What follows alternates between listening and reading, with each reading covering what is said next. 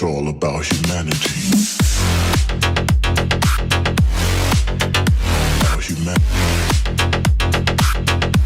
Yo, what's good gamers? Peter here with Mooseman Games, and in today's War Robots video, we have some big news to cover regarding the drones. There is going to be a complete overhaul of the drones as we know it, so get ready for that news. That is going to be first up, and then after we've done discussing all that exciting stuff, we are going to also do a little review of the latest operations pre-season that they always do before the main season of operations is released, okay? So, starting off with the news regarding the drones. This was posted on the War Robots official Discord, and it is basically just a link to their Reddit page where this article is here. So we're going to run through, there is quite a lot to go through. So we're just going to kind of go through the highlights as quickly as possible, but this is definitely something I think you guys are going to want to hear if you've not heard this news already, so pay attention. All right, so we have the title official, the Remastered's future, drones overhaul, and more. So there's a couple other bits in here, but it is mostly speaking about the drones. That's the big news here. So we'll start off, state of Remastered. So Remastered launch was not as fantastic as they initially expected. And I think a lot of the players, the community here, will probably agree with that statement. It wasn't as, you know, super amazing and mind-blowing as a lot of people were hoping or expecting. However, I have said it previously, it is not done yet. Remastered isn't completely as it was intended to be, so hang in there just a little bit. So I think that's basically what they're getting at. So they're saying we had to set aside a lot of things to avoid overblowing the game's build. 2 gigabytes is still too much for a mobile game, and we should have taken that into account before we made promises. So interesting there from Pixonic as well, admitting they maybe underestimated the situation. And yeah, a little apology there. So the good news is we've almost dealt with the hardest part of the transition to Remastered engine. When Steam and the Amazon releases will be ready in a few weeks, they'll be able to focus on gradual improvements instead of hardcore revamps when it comes to the game's engine. So basically I'm thinking gradual improvements will hopefully mean that there is kind of less chance of things going wrong, you know, like crashes and bugs and things like that. At least that's how I interpret it. So hopefully it should be a smoother experience. It's just going to roll out a bit slower than they initially intended. So making Remastered is definitely a long-term commitment for us. There we go. It's not a one and done thing. It's a long-term thing. High-end ultra graphics presets are not cancelled. We have willingly sacrificed them to make a smaller build to put out in the App Store and Play Market, but that's a temporary measure. The high-res assets are coming to War Robots early next year as a separate download for those willing to get the most out of their device's graphical powers. More details coming in the upcoming months, but basically they've mentioned this before, that start of 2021 there's going to be a separate optional download that you can basically just download and install that will give you the high resolution, you know, just the high definition features on the game, but it's optional depending on if you want it or not. Okay, planned features. There's a list of player suggestions compiled by this dude over here, available on this subreddit, and it's really good. So if you guys want to check that out, you go ahead and check it out in your own time. We are incredibly thankful for this initiative and blah, blah, blah, blah, blah, blah, blah, blah, okay? So basically it's a list of consumer or customer feedback and things that they're considering versus things that they are ruling out for the moment. Okay, so a lot of things that are going to happen. Next year's server overhaul, migrating all of the old third-party tech to their own custom-built server solution. But that's a subject for another story, so I'm hoping that they expand on this later, and I'm hoping that it is something that is going to address the lag, because everyone knows the lag is a huge issue. So possibly that's what they're talking about there, moving to their own custom-built server. Hopefully that will help out with the lag, but we'll have to wait and see for that. So much more coming up, busy. We'll keep them busy for the next year. All right, now onto the big news, talking about the drones overhaul. So this is coming next week. This is more immediate news, okay? So we've got lots of feedback on drones. We agree that some of the drone mechanics put a huge shadow on the feature. Basically meaning that they think they wanted the drones to be super exciting, but some of the mechanics that they have in place for the drones have essentially just made them either made people not want to use the drones, or just made them not as enjoyable as they would have hoped, or we would have hoped.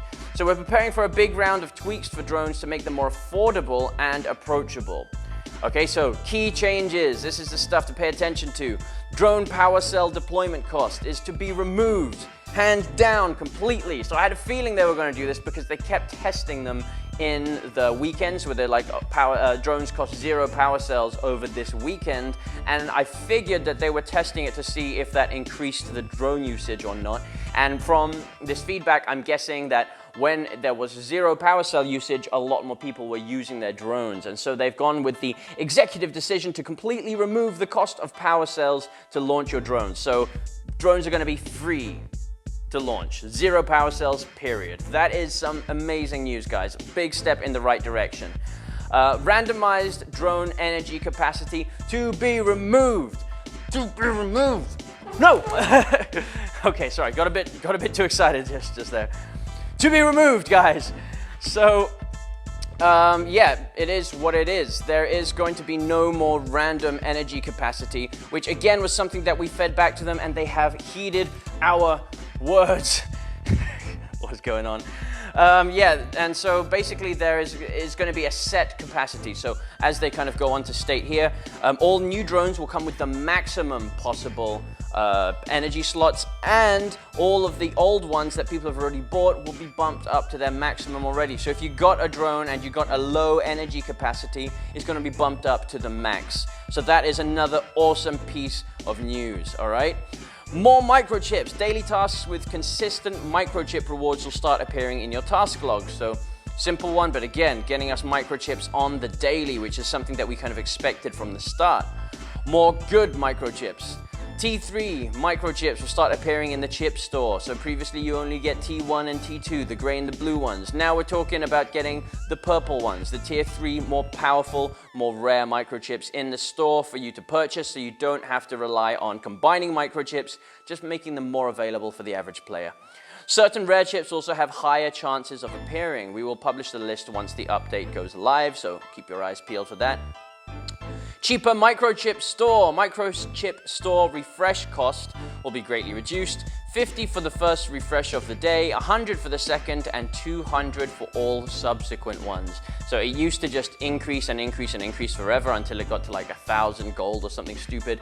Now it's going to be capped off at 200, which again is some good news for those of you that like to do that. Yeah.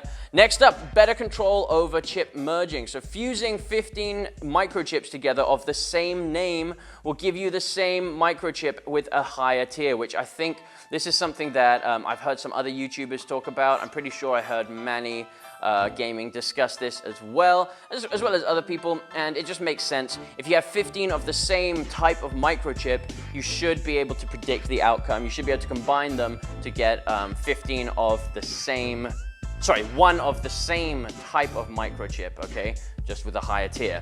Now, for those of you guys wondering, I've read through the comments of this article and of this post, whatever, and it will only apply for 15 microchips of the same type for now. So, for example, if you put 10 microchips of one type and 5 microchips of another type, it's not going to affect your chances of getting that particular type of microchip, okay?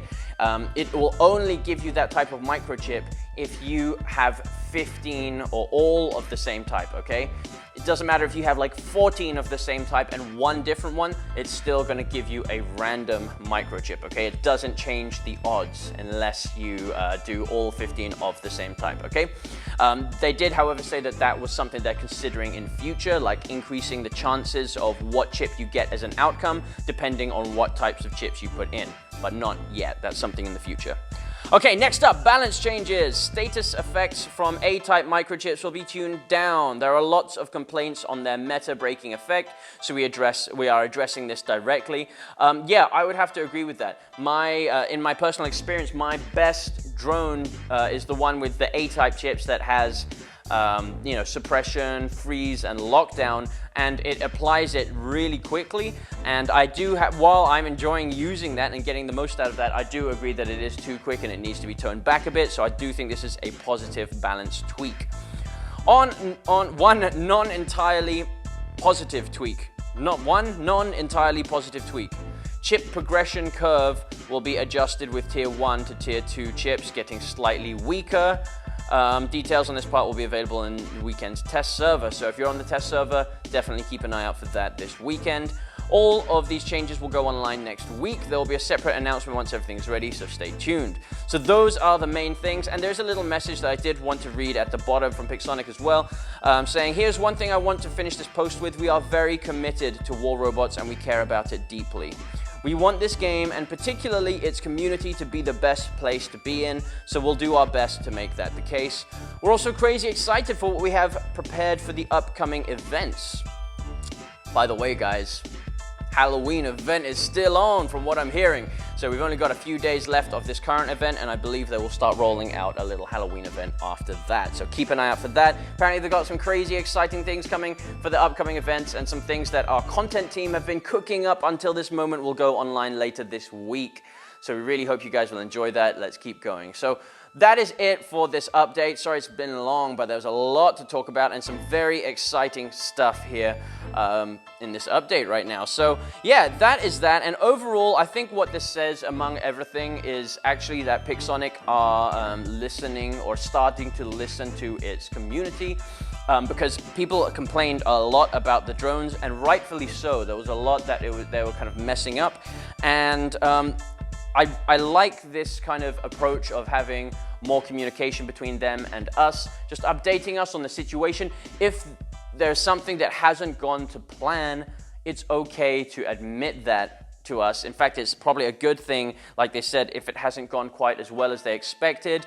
And thank you for your feedback and all of that stuff, and actually listening to the player base. I think if they can continue to do this, I do think it will just go away to improving the overall community and our overall trust with Pixonic. It's not, it's got a long way to go still, but I definitely think it's a step in the right direction. So yeah, hats off to them for this post and for actually listening to us and applying these changes. These are some big changes happening to the drones, removing all of those costs and the randomness of it.